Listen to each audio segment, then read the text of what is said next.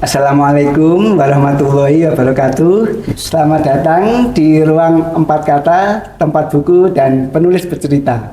Setiap orang tentu mendambakan kesuksesan, namun tidak semua orang memahami apa yang sebenarnya menjadi sumber kekuatan untuk mencapainya. Apakah kesuksesan hanya soal kemampuan dan kerja keras, atau ada faktor lain yang lebih mendasar dalam diri manusia? Pertanyaan itulah yang akan kita bahas melalui buku Kosmologi Sukses, 6 Orbit Kesadaran Diri Pembangkit Daya Hidup.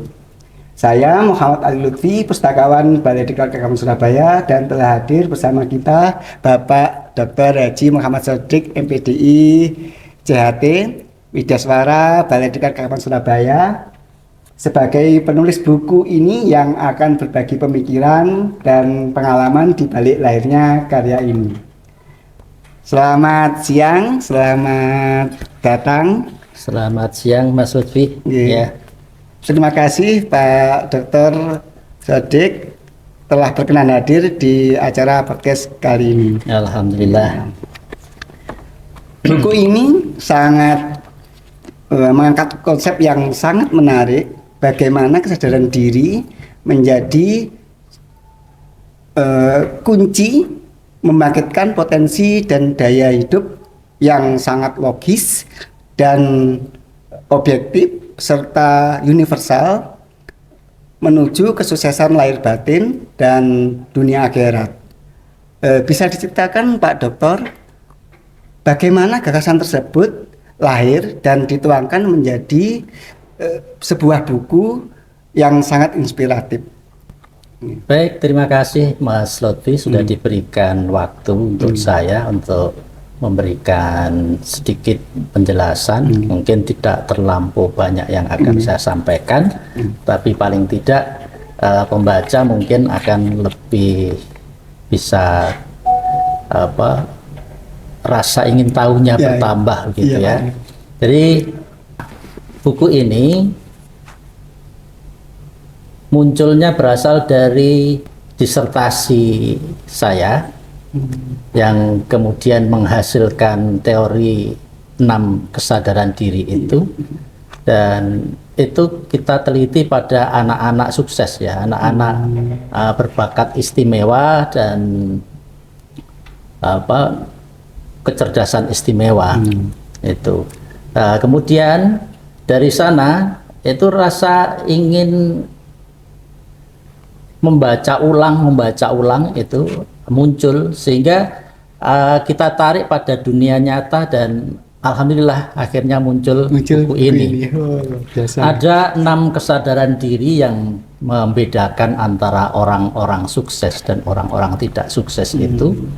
Yang pertama adalah kesadaran transenden, bagaimana seseorang itu percaya pada kekuatan di luar dirinya. Dalam gambaran keindonesiaan adalah percaya kepada Tuhan yang Maha Kuasa itu. Kemudian yang kedua adalah kesadaran intuitif, di mana dia bisa membaca ide dasar dari kehidupan itu sendiri. Yang ketiga adalah kesadaran keilmuan.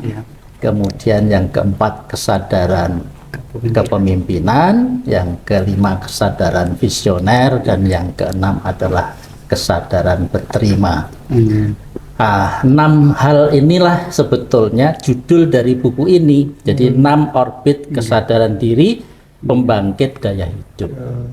Sementara kemudian ada muncul kosmologi sukses, itu disebabkan karena supaya buku ini menarik gitu ya, menarik untuk dibaca, itu saya harus punya judul yang lebih mewakili gitu ya. Karena 6 kesadaran diri itu adalah peristiwa yang terus menerus berputar terus, tawaf istilahnya ya, tawaf berputar terus. Akhirnya muncullah ide alam semesta itu juga berputar terus begitu. Jadi kenapa alam semesta ini seimbang? Karena dia terus berputar. Bumi mengelilingi matahari, matahari mengelilingi galaksi, galaksi mengelilingi per klaster dan seterusnya, sehingga muncul ide kosmologi sukses itu. Bagaimana mengaktifkan 6 kesadaran tersebut, termasuk kesadaran transenden yang pertama dengan melalui central lock atau kunci pembuka otomatis dari 5 kesadaran lain, dan yang kedua mengaktifasi dengan manual melalui satu demi satu tahapan kesadaran. Ya. Baik. Jadi memang intinya sebetulnya pada bagaimana kita punya kesadaran transenden, itu otak dari semuanya. Sumber energi secara keseluruhan itu adalah kesadaran transenden. Kenapa kesadaran transenden? Karena kesadaran transenden itu merupakan sumber dari kesadaran-kesadaran yang lain. Dengan kita mempunyai kesadaran bahwa kita ini adalah makhluk Allah, wa ma khalaqtul jinna wal insa illa liya'budun, gitu ya. Itu menjadi kunci bahwa setiap orang yang mau berserah diri, setiap orang yang mau beriman, setiap orang yang mau bertakwa, maka dia akan dibebaskan hatinya, gitu. Jadi kesadaran yang pertama itu sebetulnya adalah jiwa merdeka. Jiwa merdeka, kenapa saya katakan jiwa merdeka? Karena pada dasarnya orang itu terbelenggu oleh yang namanya materialisme. Itu. Nah, ketika kemudian dia mengikhlaskan semuanya, itu menjadi semakin tidak terikat oleh materialisme, ya, dan dia semakin dekat dengan spiritualisme. Gitu. Nah, disitulah kemerdekaan itu mereka dapatkan. Nah, dengan mereka dapatkan kemerdekaan itu, jadi ini harus hati-hati memang dalam memaknai kemerdekaan ini, ya. Kenapa? Karena kita makin merdeka, itu makin transenden. Artinya makin bergantung kepada Allah, gitu. Hanya kepada Allah. Itulah kemerdekaan sejati itu di situ sebetulnya. Jadi tidak ada yang namanya merdeka itu kan kita bebas ya, melakukan apa saja, begitu. Bukan tidak, seperti tidak itu ya Pak. Tidak demikian itu. Jadi merdeka itu yang dimaksudkan adalah kita makin lepas dari yang namanya materialisme itu. Sehingga kita menjadi punya jiwa yang damai, dan makin dekat kepada Allah makin damai. Kalau damai di dalam hati kita, maka yang muncul adalah emosi kita menjadi stabil. Kalau emosi kita stabil, otak kita akan berpikir jernih. Kalau otak kita berpikir jernih, maka hasil dari pemikiran otak kita itu akan menjadi cemerlang, ide yang cemerlang, begitu ya, atau keputusan yang terbaik, gitu. Seperti itu. Ya. Terus Pak, ini di kesadaran intuisi ini yang terlihat adalah seperti yang Bapak katakan tadi, muncul ide kreatif dan inovatif dalam menyelesaikan masalah dan selalu berpikir dari segala arah dan ke segala arah. Ya. Terus bagaimana cara melatih dan menumbuhkan kesadaran intuisi ini dalam kehidupan sehari-hari? Iya. Jadi dimulai kesadaran transenden tadi ya, menghasilkan hati yang jernih. Sebetulnya ide-ide besar itu kan merupakan intuisi ya. Intuisi itu kalau manusia biasa itu ya ilham atau bisikan-bisikan gitu lagi dari hati. Hidayah. Jadi kita punya ide itu karena Allah selalu memberikan hidayahnya. Hidayah itu kalau dosen saya dulu pernah menyampaikan itu seperti sinar siang. Sinar siang itu matahari yang terang benderang itu ya.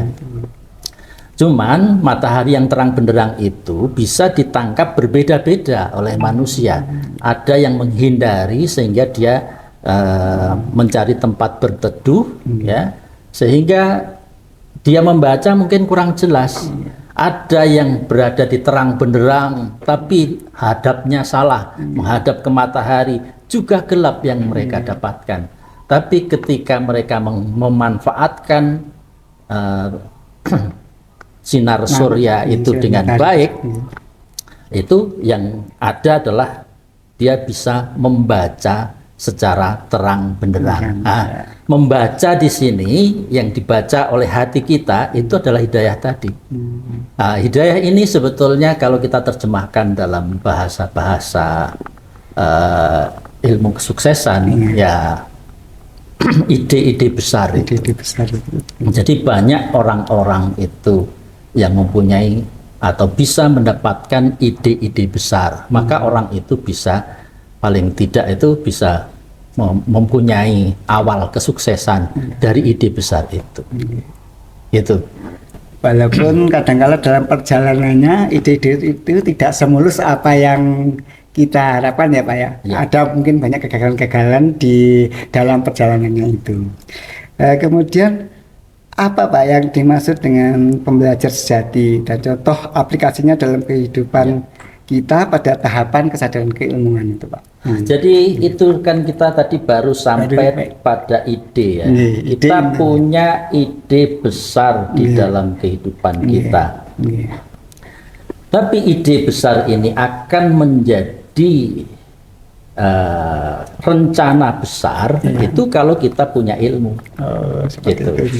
Sehingga mau apapun yang kita lakukan atau yang kita pilih di dalam hidup ini, ya kalau kita ingin sukses dalam pilihan kita itu, maka kita membutuhkan ilmu.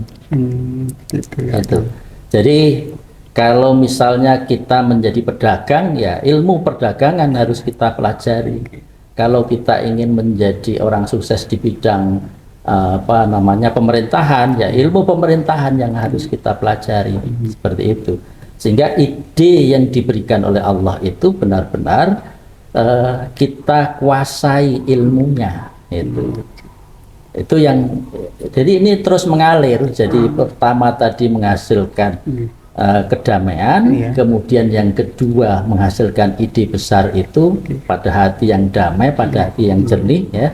Ada ide besar, ide besar itu kemudian diperkuat dengan ilmu, gitu. Seperti itu. Itu baru sampai yang tahapan yang ketiga, gitu. Nah Pak, untuk mewujudkan kesadaran 1, 2, 3 tadi dibutuhkan kesadaran kepemimpinan untuk mengelola dan memandu ketiga kesadaran. Bisa dijelaskan karakter kepemimpinan seperti apa, termasuk juga di dalamnya kepemimpinan sejati. Bagaimana cara mengasah kesadaran kepemimpinan tersebut Pak? Iya, baik. Jadi ketika kita sampai pada kesadaran keilmuan, itu mulai dari kesadaran transenden, itu kita jadi orang yang spiritualis, gitu ya, baguslah jadi orang spiritualis. Kemudian punya ide besar. Dari ide besar ini kemudian kita perkaya dengan keilmuan. Tapi ada pepatah begini, ya, dari dari Ronggowarsito, Ronggowarsito. Dumadining ngelmu saka laku. Dumadining laku saka lawaskas. Sing sapa wis entuk ngelmune bakal kanugrahan. Itu. Jadi dumadining ngelmu itu saka laku. Ngelmu enggak ada apa-apanya. Ide besar enggak ada apa-apanya. Ya. Ilmu yang banyak tidak ada apa-apanya. Jadi akan menjadi apa-apa itu kalau dilakukan, dijalani, gitu ya, dijalankan. Dijalankan di sini juga tidak hanya sekedar satu kali mencoba kemudian berhenti, tidak, tapi lawaskas secara terus-menerus, konsisten, istiqomah. Kalau orang itu sudah melakukan ilmunya dengan istiqomah, maka bakal kanugrahan tadi, bakal dianugerahi. Anugerah itu apa? Ya kesuksesan itu sendiri. Gitu. Dengan demikian maka kesadaran kepemimpinan itu sangat penting. Bagaimana kesadaran kepemimpinan atau seorang itu mampu merubah konsep-konsep di dalam hidupnya itu menjadi kenyataan. Dia punya ilmu banyak, tapi nggak dijalani, ya nggak ada apa-apanya, nggak menghasilkan gitu.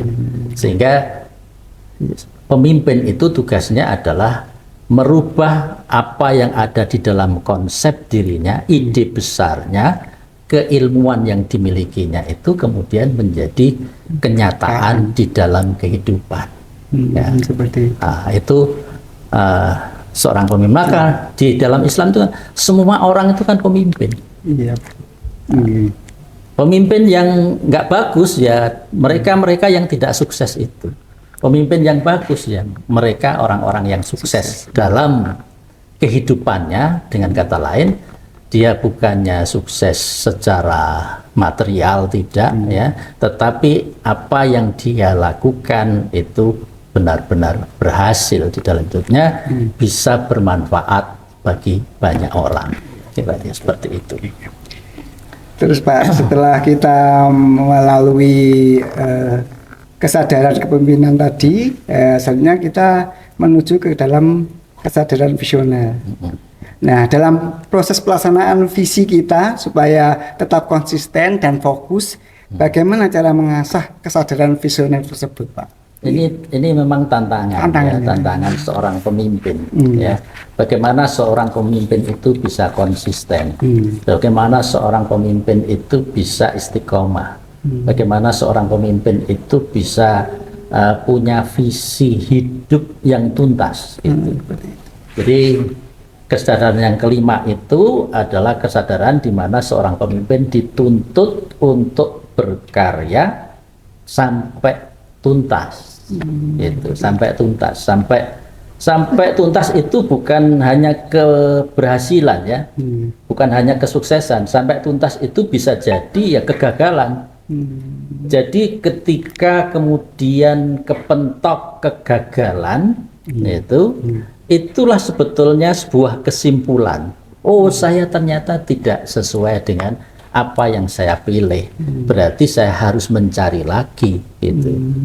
Ya, mencari lagi. Jadi termasuk juga kalau misalnya ada orang yang kasusnya berganti-ganti pekerjaan gitu kan, dari pekerjaan ini nggak cocok, pekerjaan ini nggak cocok. Ada dua kemungkinan. Kemungkinan dia tidak visioner, artinya mengerjakan sesuatu tidak sampai tuntas, hanya sekedar coba mencoba gitu ya, atau dia memang sudah melakukan yang terbaik di dalam dirinya. Tetapi kemudian dia diberi petunjuk oleh Allah, ya ini yang kamu hasilkan dari apa yang sudah kamu usahakan, dari ide yang sudah kamu punyai, kemudian dari keilmuan yang sudah kamu punyai, kemudian dirupakan dalam kehidupan. Ya inilah hasilnya gitu. Tapi orang kan ingin, bukan ini ya Allah, saya ingin yang lebih lagi. Akhirnya muncul kesadaran yang keenam itu. Kesadaran keenam itu kesadaran berterima itu ya, berterima. Berterima itu di dalamnya ada bersyukur, ada qanaah, ada introspektif. Jadi bersyukur itu mensyukuri karena dia mendapatkan sesuatu dari apa yang dia kerjakan. Ya. Atau qanaah itu berarti dia bisa menerima apapun yang dihasilkan. Tapi yang ketiga, introspektif, ini sudah sesuai apa belum ya dengan apa yang kita inginkan. Kalau belum sesuai berarti ada sesuatu yang belum dilakukan dengan baik. Maka kembali lagi pada apakah saya belum transenden kepada Allah. Kalau belum, berarti kita harus nambah lagi, nambah niatnya, nambah itikat baiknya, ya, kemudian nambah pasrahnya kepada Allah. Dengan kata lain, nambah merdeka hatinya, gitu ya. Setelah merdeka, jernih, ada ada ide besar lagi dalam ide itu kan nggak satu kali ya, ide itu kan berkali-kali. Jadi tiap kali kita melangkah di dalam kehidupan pasti ada ide. Maka di dalam di dalam buku ini kan kita berikan latihan. Cobalah kamu membuat pertanyaan apapun tentang yang kamu inginkan lah. Apa, siapa, mengapa, bagaimana, di mana itu. Maka setelah 1 jam kemudian Anda jawab itu, pasti ada jawabannya. Dengan kata lain, sebetulnya ide itu sangat produktif. Gitu. Ya, jadi kembali lagi pada lingkaran kosmologi ini. Jadi ketika hati kita makin jernih, ide makin cemerlang.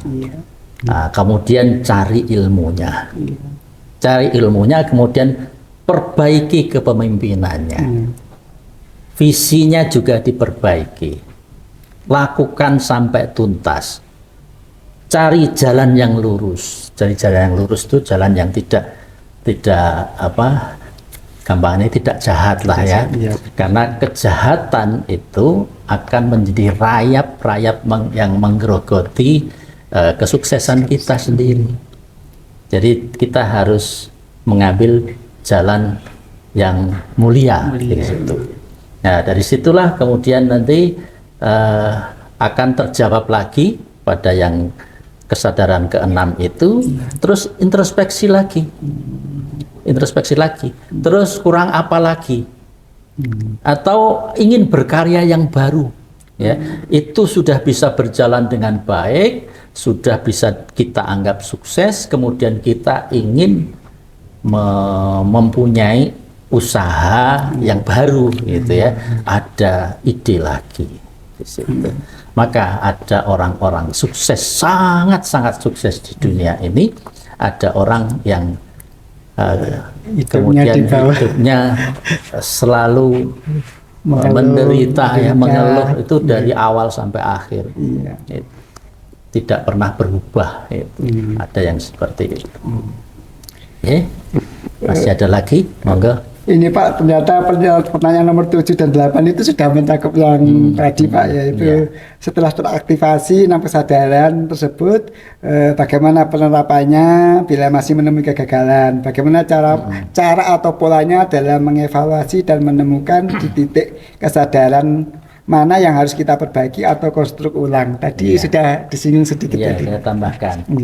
Jadi kalau kita mengalami kegagalan di dalam usaha kita, itu ya, itu pasti ada 6 kesadaran itu yang dilanggar. Jadi pasti saya bisa memastikan, apapun ya, kegagalan di usaha atau di apapun, di studi dan lain sebagainya, pasti ada 6 kesadaran itu yang mungkin salah satunya, mungkin salah duanya, mungkin salah tiganya, mungkin kesemuanya dilanggar. Gitu. Jadi karena melanggar ya otomatis tidak bisa maksimal. Kalau orang itu melanggar bahwa dia itu tidak mengakui kekuatan di luar, berarti orang ini kan sedang sombong, gitu ya, sedang sombong. Kalau orang sombong itu akan menutupi hatinya dengan kesombongannya itu, sehingga ide besar tidak akan muncul. Kalau ide besar tidak muncul, ya akhirnya gagal. Baru di situ saja, baru ide saja sudah gagal.